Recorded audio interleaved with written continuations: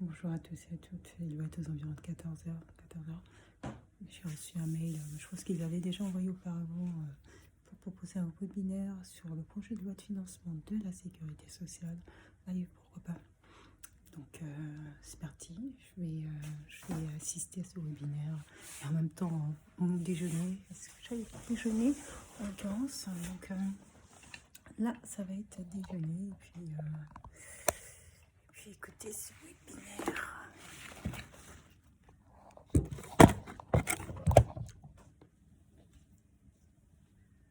Allez, c'est parti. Je vais ranger ça quelques minutes.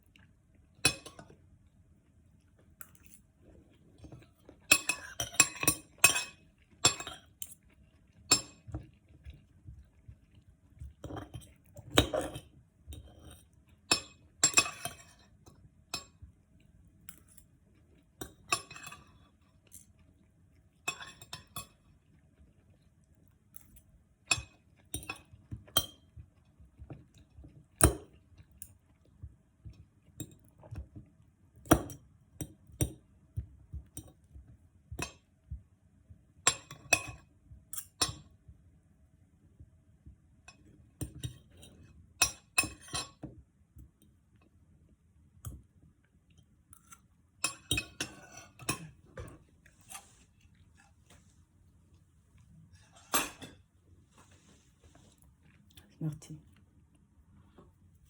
Je sais pas de quoi écrire.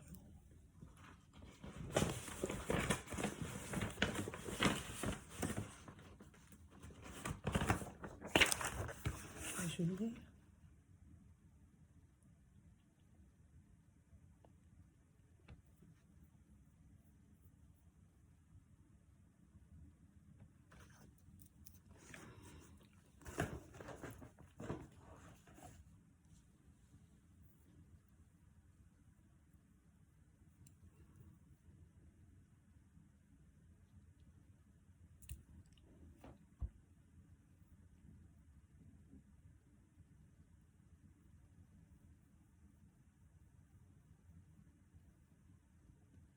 J'espère que ça va pas prendre plus d'une heure, hein, parce que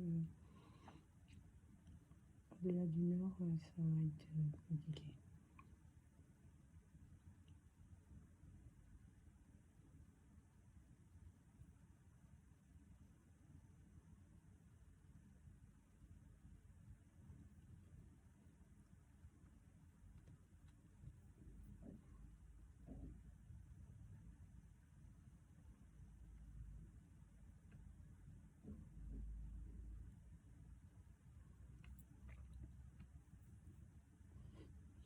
Demander d'affaires.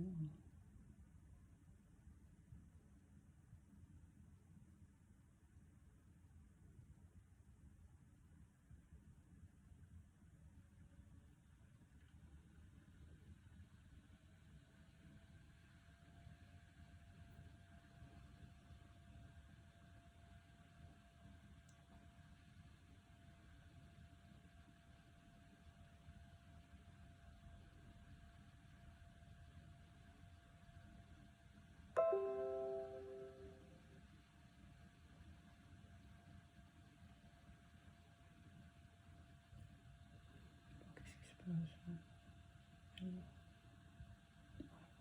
Regarder sur le web.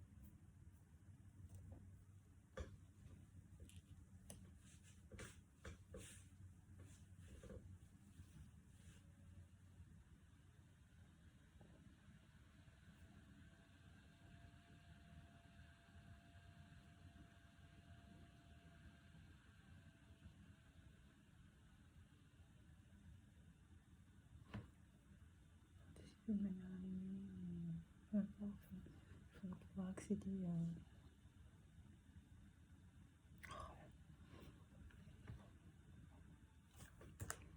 Je fais la connexion avant.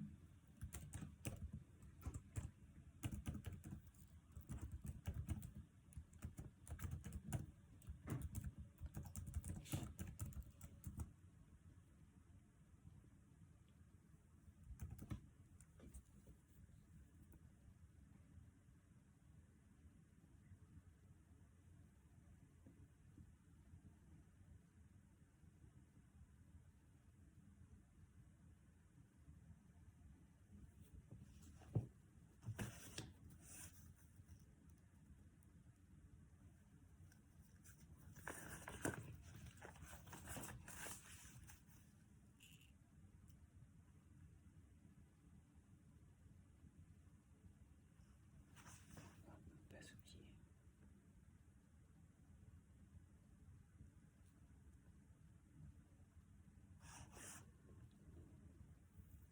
Oh, c'était pas une réunion à laquelle j'avais prévu de participer au départ. C'est ce matin que voilà, je me suis dit, tiens, ça peut être intéressant.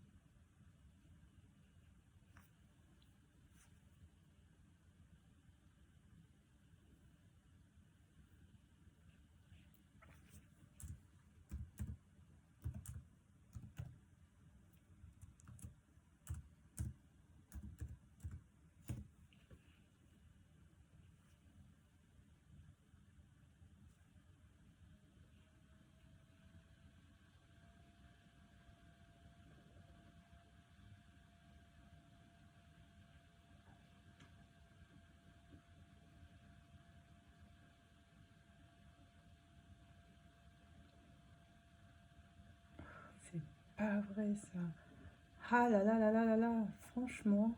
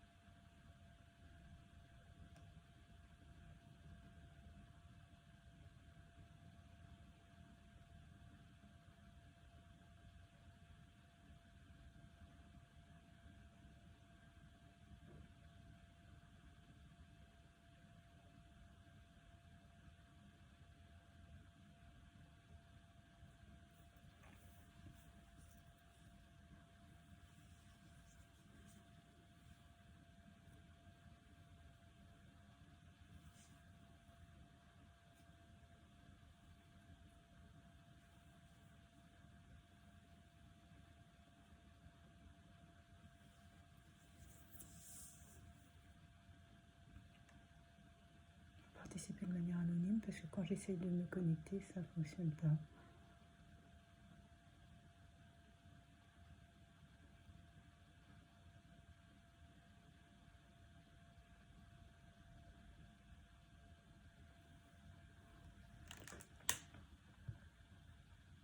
La période d'adaptation et la sortie progressive de la déduction forfaitaire spécifique. Donc pour les métiers de la propreté, de la construction, du transport routier de marchandises, de l'aviation civile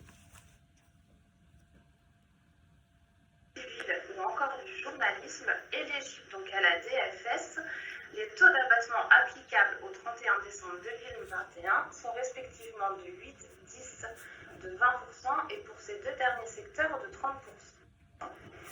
Donc ces taux sont réduits chaque année selon les modalités suivantes. Pour la propreté, à compter du 1er janvier 2022, le taux de DFS est réduit de 1 point chaque année jusqu'à sa suppression à partir du 1er janvier 2029. Pour la construction, à compter du 1er janvier 2024, le taux de la DFS est réduit de 1 point chaque année, puis de 1,5% les deux dernières années, jusqu'à sa suppression à partir du 1er janvier 2032. Pour le transport routier de marchandises, à compter du 1er janvier 2024, le taux de réduction de DFS est réduit de 1 point chaque année pendant 4 ans, puis de 2 points chaque année à compter du 1er janvier 2028 pendant 8 ans, jusqu'à sa suppression à partir du 1er 2035. Pour l'aviation civile, à compter du 1er janvier 2023, le taux de DFS est réduit de 1 point chaque année pendant 10 ans, jusqu'à sa suppression à partir du 1er janvier 2033. Enfin, pour les journalistes, à compter du 1er janvier 2024, le taux de DFS est réduit de 2 points chaque année, jusqu'à sa suppression à compter du 1er janvier 2038. Donc, dans ce contexte de suppression progressive de la DSS, par tolérance, son bénéfice sera admis dans ces 5 secteurs uniquement, même en l'absence de frais professionnels réellement engagés et supportés par un salarié. Donc, par exemple, en cas d'application par une caisse de congés payés du secteur de la DFS sur des indemnités de congés payés. En revanche, l'ensemble des autres conditions donc nécessaires au bénéfice de la DFS devront bien évidemment être satisfaits. Dernière précision, en l'absence de convention collective ou d'accord collectif du travail prévoyant explicitement l'application de cette DFS, l'application de celle-ci à tout salarié embauché à compter du 1er janvier 2023 et quant à elle conditionnée donc au recueil de son consentement et vaudra jusqu'à extinction du dispositif. Lorsque le travailleur ne répondra pas à cette consultation, alors son silence vaudra accord tacite.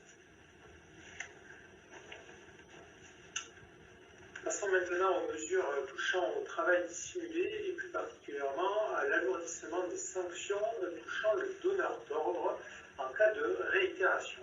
Alors, pour bien comprendre cette mesure, permettez-moi tout d'abord de rappeler quelles obligations pèsent sur le donneur d'ordre. En l'occurrence, il y en a deux.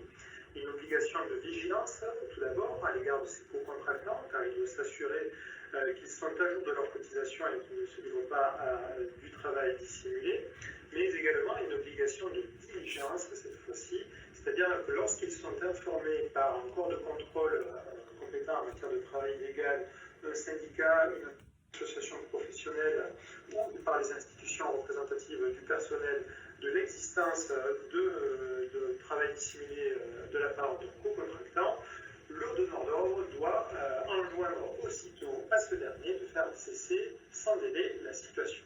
Donc voilà pour les deux obligations qui pèsent sur les donneurs d'ordre. Et en contrepartie de ces obligations, si elles ne sont pas exécutées, honorées, le donneur d'ordre peut se voir être tenu solidairement avec son co-contractant, donc qui est l'auteur du travail dissimulé, du paiement des impôts et des taxes, mais surtout, c'est ce qui nous intéresse au niveau de l'URSSAF, des cotisations de sécurité sociale, éludées en raison du travail dissimulé, et en rapport avec la rémunération ayant fait l'objet de travail dissimulé. Donc voilà pour un rappel à la fois des obligations et des sanctions qui pèsent classiquement sur un donneur d'ordre. On va s'intéresser ici plus particulièrement à une autre sanction qui est la réduction et les exonérations de cotisations dont le donneur d'ordre peut avoir bénéficié au titre des rémunérations versées à ses salariés lorsqu'il a manqué à l'une des deux obligations que je viens de présenter. Donc dans ce cas-là, jusqu'à présent, la loi prévoyait que le donneur d'ordre bénéficiait d'un plafond d'annulation de ces exonérations à hauteur de 15 000 € pour une personne physique et de 75 000 € pour une personne morale, dans tous les cas, qu'il y ait réitération dans les 5 années qui suivent ou pas. Et donc la loi de financement de la sécurité sociale pour 2023 vient supprimer ce plafond d'annulation en indiquant que pour tous les donneurs d'ordre qui s'avéreraient défaillants dans les 5 années qui précèdent, eh bien, ne pourront plus bénéficier de ce plafonnement d'annulation de leurs exonérations et pourront se voir annuler la totalité de leur exonération. Évidemment, sauf si les montants en jeu sont inférieurs les montants en jeu au titre du travail dissimulé sont inférieurs aux exonérations perçues par le donneur d'ordre. Mais bon, quoi qu'il en soit, c'est une mesure évidemment d'incitation, puisque c'est un alourdissement des sanctions qui peut du coup alourdir les charges pesant et les obligations pesant sur le donneur d'ordre. Toujours concernant le donneur d'ordre, autre mesure incitative, donc la LFSS prévoit d'étendre au donneur d'ordre le bénéfice de la réduction de 10 points du taux de majoration dont bénéficie déjà son co-contractant lorsqu'il commet une infraction de travail dissimulé et qu'il procède au paiement intégral des cotisations éludées dans les 30 jours qui suivent la notification ou encore quand il présente un plan d'échelonnement du paiement de sa dette auprès du directeur de l'organisme contrôleur. Et bien maintenant, les donneurs d'ordre pourront également bénéficier de cette réduction de 10 points de la même manière que leur co-contractant s'ils présentent un paiement intégral des cotisations dans les 30 jours ou un plan d'échelonnement de la même manière que leur co-contractant.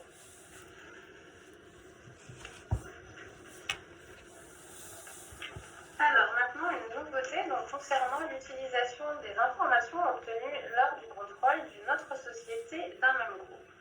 Donc actuellement, l'agent chargé du contrôle ne dispose pas de la faculté de les utiliser dans le cadre d'un contrôle. Donc les documents ou informations obtenus lors du contrôle d'une autre personne appartenant au même groupe que la personne contrôlée. La Cour de cassation a récemment rappelé que les dispositions réglementaires actuellement en vigueur ne permettaient pas donc aux agents chargés du contrôle de recueillir des informations qu'auprès de la personne contrôlée et des personnes rémunérées par elle, à l'exclusion des autres sociétés du même groupe et de leurs salariés.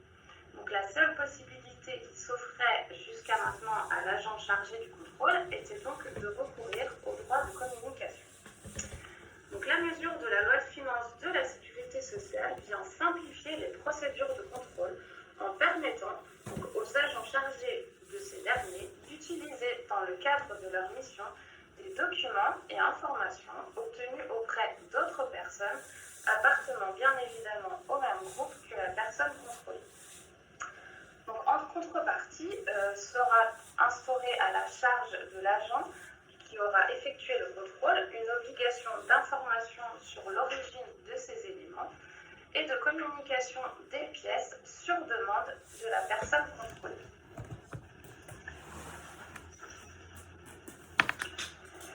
Donc maintenant, sur la limitation de la durée du contrôle, il va y avoir une pérennisation de l'expérimentation dans les entreprises de moins de 20 salariés. Donc, pour rappel, la loi pour un État au service d'une société de confiance, dite loi ESSOC, avait prévu à titre d'expérimentation l'extension de cette limitation des délais de contrôle aux entreprises de moins de 20 salariés pour une durée de 3 ans, donc soit jusqu'à fin 2021. Cette limitation des délais de contrôle des entreprises de moins de 20 salariés a été poursuivie donc, depuis la fin de l'expérimentation. C'est d'ailleurs une mesure que vous pouvez retrouver dans la charte du cotisant contrôlé et qui est opposable à l'URSSAF. Donc, la loi de finances de sécurité sociale inscrit cette extension dans le code de sécurité sociale également, au travers de l'article 243.13.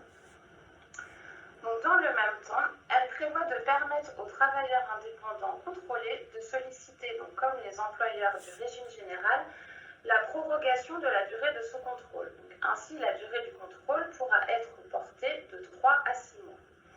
Elle prévoit également d'étendre le champ des situations rendant inapplicable le délai limite au cas où la personne contrôlée tarde à transmettre les documents demandés par l'agent chargé du contrôle ou demande le report d'une visite de ce dernier. Rappelons que la limitation de la durée du contrôle n'est pas applicable lorsqu'est établie au cours des 3 derniers mois de contrôle une situation de travail dissimulé, une situation d'obstacle à contrôle, une situation d'abus de droit, un constat de comptabilité insuffisante ou encore une documentation inexploitable. Intéressons-nous maintenant aux prérogatives des agents de contrôle, à la fois du régime général, mais aussi du régime agricole.